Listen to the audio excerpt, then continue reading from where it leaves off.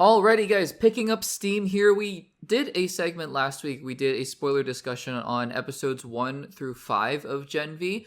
And that was simply because my schedule just hasn't been permitting me to make more consistent segments about Gen V. But this week and last week, I was able to do so. And I think in future weeks, as Peacemaker Season 2 wraps up, we'll talk about that later on in this podcast and the finale. But I think I should be able to cover the last few episodes individually as well. And I'm excited about that because, look, I mean, the world of the boys. I've said this before on other segments and other videos. The world of the boys, I mean, it's violent, it's graphic, it's gruesome, but and those aren't things that I necessarily love and are not necessarily attracted to in media. But I think the stories of the boys and the stories of Gen V are very well told and are very apt and sharp political commentaries, if you will, on the state of the world and just social commentaries on what's going on. And I enjoy also the subversion of having, what if Superman was just the craziest person in the planet and he's also Superman, basically? What happens then? So I really enjoy that concept as well. Gen V Season 2 has been going along. This is going to be a full spoiler discussion, by the way. So if you have not seen Gen V Season 2 Episode 6, make sure to save the segment, save the podcast for later, and come back once you have. And let's dive into Episode 6. So, I said in episodes 1 through 5, I've been enjoying the show, right? I think I've been enjoying the show. I think it suffers a little bit from the problem of what do we do in a Season 2? Like, how do we change it up from Season 1? And one of the things that they did that I was a little bit annoyed by is they brought the kids back to school because it's what worked in the first season. And so why don't we do it again? Even though it doesn't really make sense given where they ended up at the end of the first season. But then, as this season has been going on, and now really especially in episode 6, they're straying away from Godolkin University now at this point. And episode 6, I think is really interesting, actually. And I find it pretty compelling. And I think that this is finally the episode where we're getting some answers. Because I think if this show, which I believe this season is going to be, is 8 episodes. If it's going to be 8 episodes and you're on episode 6, you need to start giving us some answers. I think at this point, they've been stringing us along with the promise of, wait until you find out who that old man in Dean Cypher's house is, and wait until you figure out what's going on with Sister Stage, and, Annabeth is here. Let's wait until you figure out, which I was convinced last week that Annabeth was some sort of shape-shifting soup and not actually Annabeth, but I guess she is Annabeth, so that's kind of random, I suppose. But, I think that the show has been stringing us along with promises, right? With promises of what's going to happen later on. And episode 6 finally starts to deliver on some of them. First of all, good to see Giancarlo Stanton coming back as Stan Edgar. I totally forgot. I think he was in one of the trailers. I totally forgotten about the fact that he was in this season.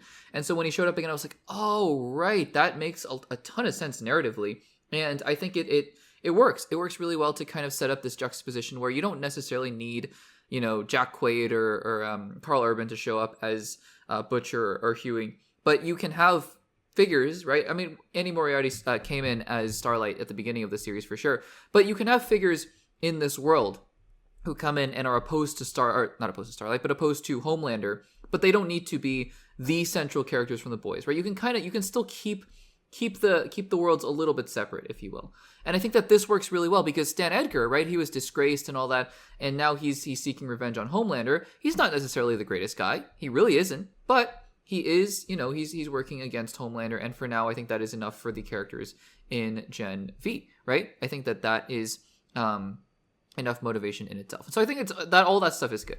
Now let's talk. Well, actually, before we get to that, I was going to say let's talk about the Homelander of it all and the Odessa of it all. But I think that's something I want to save for the end of this segment because I think that is really the crux of what I'm still curious about, not worried about necessarily, but just wondering how they're going to resolve certain things as this series goes on. And it's not necessarily about this series in general, but we'll get to that towards the end. I think that some of the scenes with Marie and Annabeth felt a little bit stilted. I'm not going to lie. I mean, I think that it's interesting and compelling enough to have her sister come back, but it felt a little bit forced. And I think some of the conversations that they were having throughout the episode, I liked the ending where Annabeth kind of says, I really did have a great sister. Just thinking about their childhoods, I think that was good.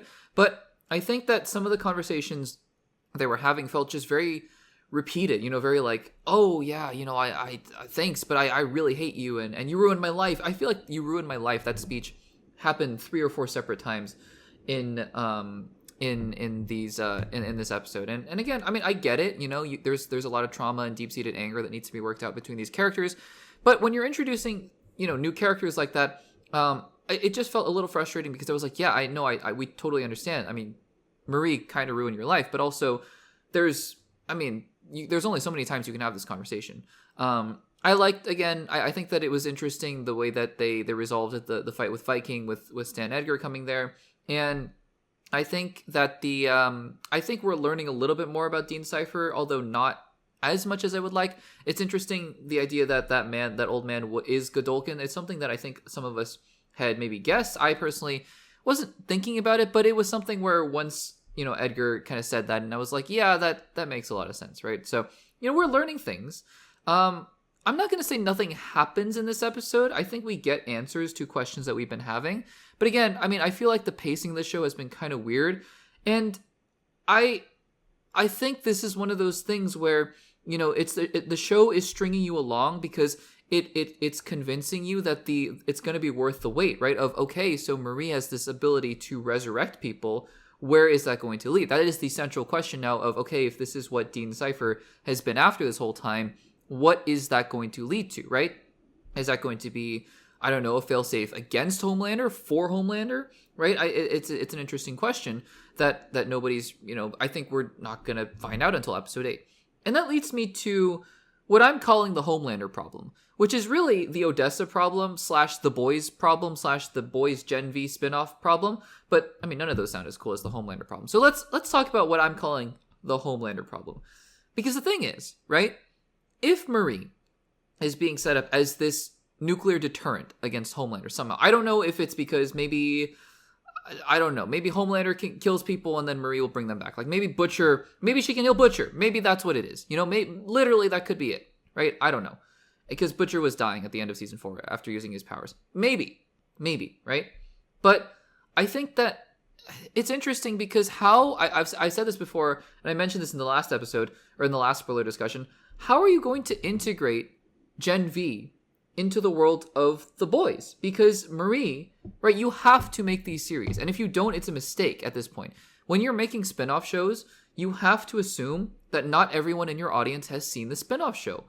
And I mean, there are ways in which you can do it where you kind of wink and nod at the audience and give them an implicit understanding. But you cannot assume that everyone who is tuning in to the final season of The Boys is going to be somebody who watched Gen V. It's just not going to happen. It's just not how it works, right? So if Marie is really being set up in parallel, in opposition, in juxtaposition to Homelander, which is what Edgar says, that she and Homelander are two peas in a pod in terms of the Godolkin experiments, then she is going to be very important in The Boys season 5. And the question is, how do you execute that? How do you make it so the audience understands who she is, doesn't think, oh, this character is coming out of nowhere? Because, again, there are going to be a lot of people who watch The Boys Season 5 who have never heard of Marie Moreau before. For people who have, it's going to be great. But this is the problem that the Marvel Cinematic Universe, and I'm hoping the DCU is going to avoid, but Marvel has stumbled into this problem of, if you integrate I'm going to say spin-off shows. I know that Marvel wants the TV shows to really be just as integrated into the universe as the movies, but let's just call them spin-off shows. If you have spin-off shows like WandaVision, like The Falcon and the Winter Soldier, like Loki is going to be a very big part of Avengers Doomsday, one would assume. And the TVA as well, right? If you have these components that are off to the side and not part of the main universe, how do you get audiences to come on board with that without making it feel like you have to watch every single TV show? That is the problem that Marvel ran into. So again, this is on a much smaller scale. I don't think The Boys Season 5 is doomed if they don't explain every little thing about Gen V and whatever. Far from it. I think that there are many creative solutions around this problem. But it is still an interesting problem that I am very curious to see how they're going to solve. I'm enjoying the show. I think that there are still some things in there that, I think the pacing has been really my biggest thing, my biggest gripe with it. But honestly, I've just been enjoying the show, and I'm hoping, it's not as strong as season 1 to me, because season 1 I really think was getting to know the characters and really putting them against each other. But now, I like how all the characters are together now. But I'm hoping that by next episode, also, what was with the ending of that episode? That, Marie's like, I'm out of here. And Kate's like, hey, please heal me. And then she's like, nope. And she leaves. That was kind of weird. It was a little bit anticlimactic, to be honest with you. But again, enjoying the season and hoping to see some more interesting things unfold in the next episode as we head into the finale. Guys, what did you think about Gen V Season 2, Episode 6? Let me know in the comments down below.